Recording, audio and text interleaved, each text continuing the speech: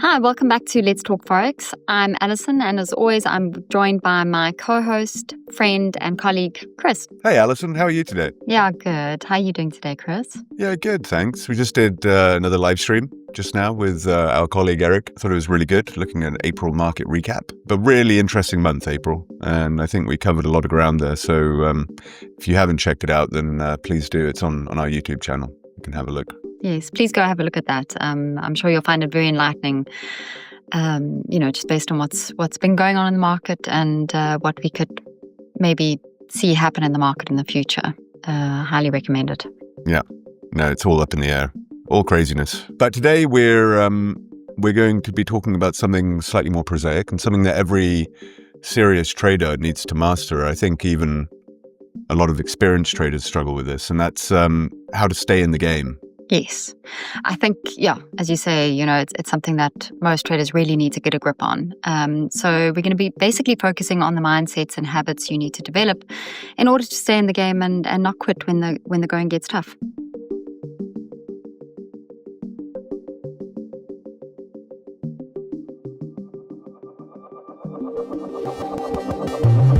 The first thing we've got to talk about here, I think the most basic fundamental here, is you've got to accept that losses are a part of it.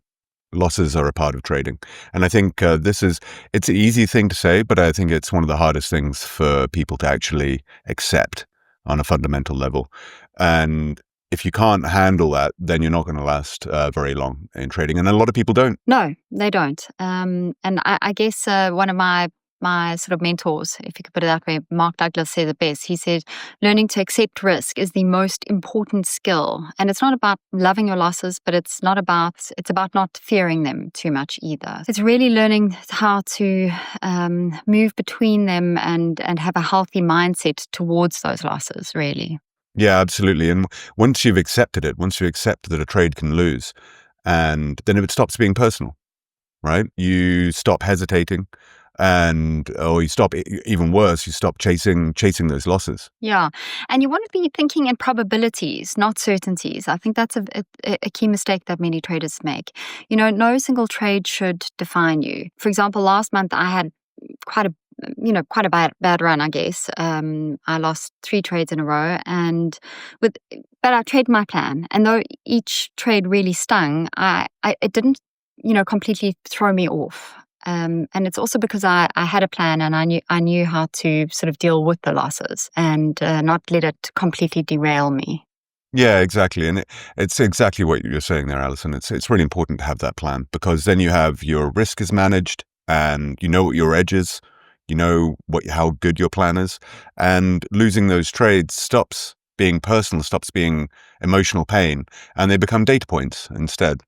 They become, like you said, they become probabilities, and and they don't wound you anywhere near as bad as they would otherwise. So the next thing, you've got to accept those losses. The next thing, you've got to set realistic goals.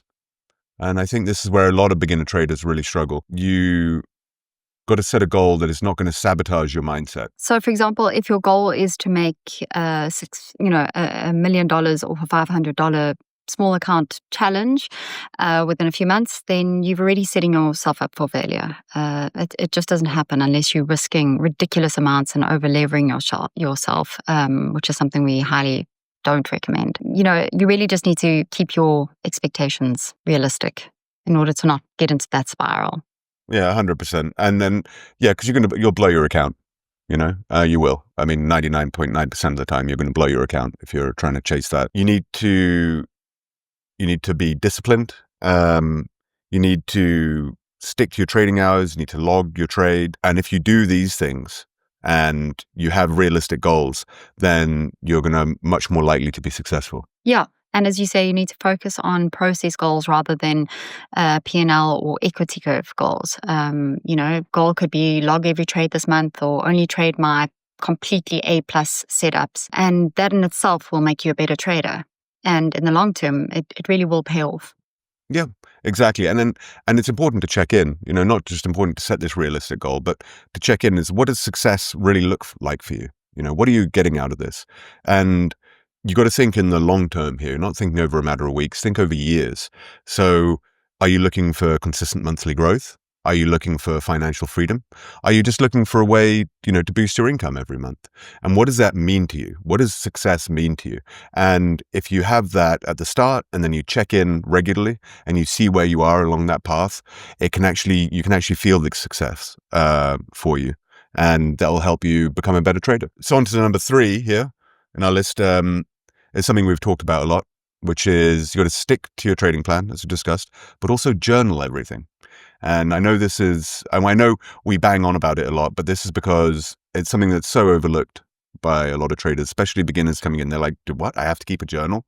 But the trading plan is your best friend.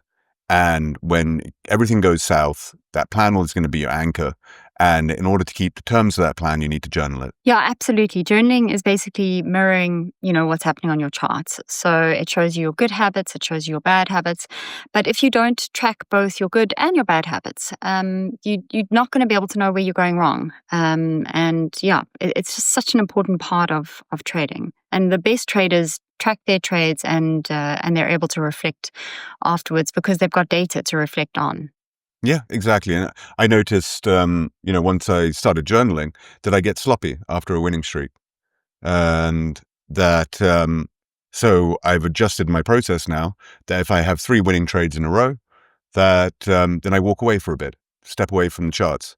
And that really helps. And you only realize that kind of stuff once you go through your journal. Once you analyze your journal, you go, oh, yeah, look at this. You start seeing those patterns of behavior. I also used to only journal my losing trades. But once I started also journaling my winning trades, I realized that I was pulling out too quickly. So, and that was obviously from fear of, not meeting those targets. And often my trades would run to my targets. And so once I started doing that, I could work on that very specific goal of letting my trades run and trusting my targets.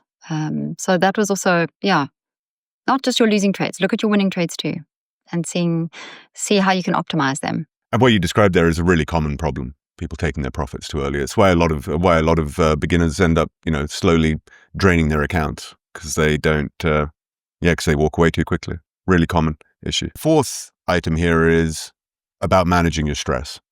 And this is super important. Trading is intense. I mean, we talk about it, and it's not everybody is cut out to be a trader because it is so stressful.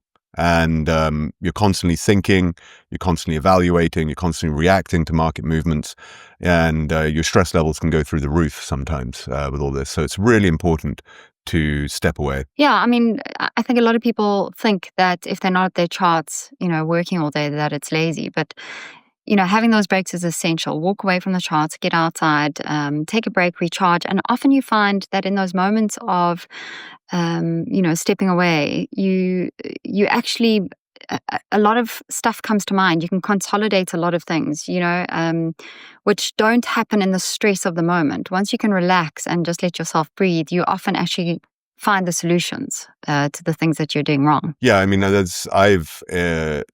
have time in my trading week where I don't trade at all, where I just step away. And as you say, that mental reset is so important for when you come back.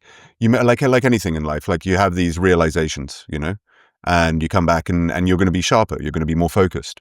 So yeah, really important to do that. And also build a life outside trading. Like trading shouldn't be your, I mean, I guess for some people it is. It is a very important part of your life. Your career will be a very important part of your life.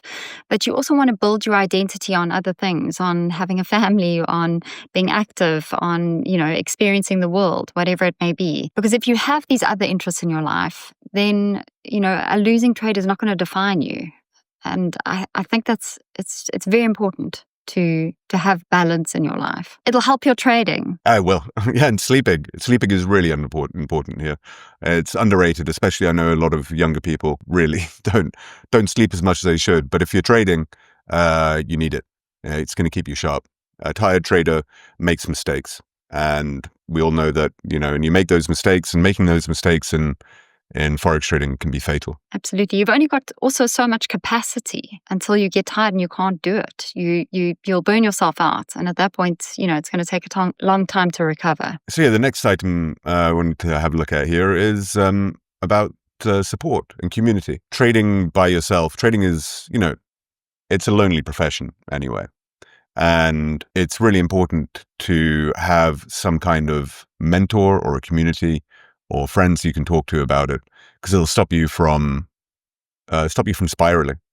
Really, it can. Yeah, I found it's made a huge difference to me just to know that what you're going through is normal. When you can normalize it with someone and they tell you, oh, I went through that. It's so important because from that, I actually learned this and this and this. And you say, oh, okay, so this is not just me being really stupid in this situation.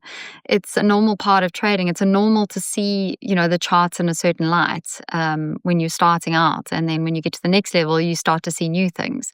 And if somebody above you, if you can just step on their shoulders and see what's next, it makes such a difference. And also, as you say, people keep you accountable. So if you've got somebody you can share your wins and your losses with, and somebody that can celebrate with you, it just makes such a big difference to your morale. And as you say, Chris, it takes away that loneliness that is very sort of inherent in trading, because most people are on their own at home, looking at computer screens all day. So it does get lonely.